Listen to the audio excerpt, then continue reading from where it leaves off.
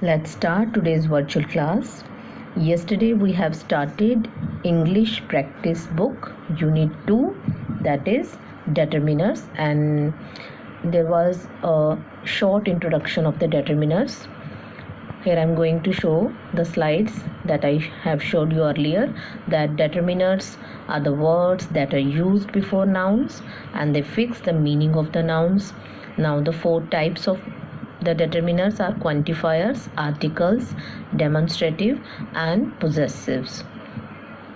So I have told you that in this unit we will give stress on quantifiers and articles, and today we will start with the quantifiers.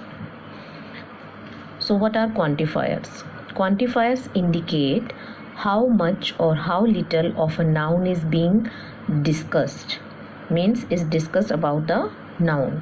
For example, he took some books of mine. So here is the noun word is books, and the word some discussed about the books.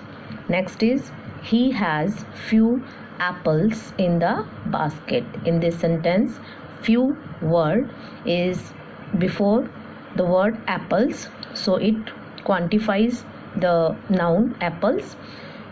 So few is a quantifier. Some more examples of quantifiers and the use of these quantifiers. Lot and a lot. We use these two with both countable and uncountable nouns. For example, a lot of books. Here books is countable noun, and a lot of sugar. Sugar is a uncountable noun.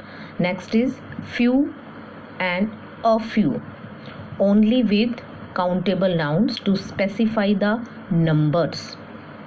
I repeat, it is used with countable nouns to specify the numbers. For example, I have met a few friends. Next, little and a little with uncountable nouns to specify quantity. Here the uncountable noun is milk, and we use before milk is a little. Next, enough with countable as well as uncountable nouns. For example, there aren't enough sandwiches. Here the word sandwiches is a countable noun, and we have used enough there. Next is I haven't got enough water. The use of enough in both the sentences is correct. Next, some and any. We use some.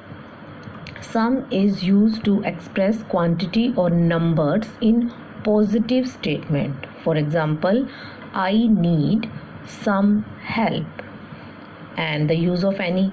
Any is to express quantity or number in the negative statements. There wasn't any help available.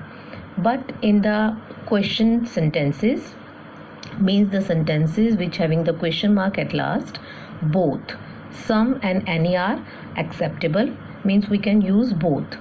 But there is a criteria. We use some if we expect positive answer, and any if a negative answer is expected. For example, do you need some more tea?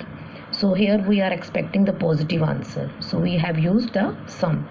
Next, do you have any complaints? Here we are expecting the negative answer, so we have used any.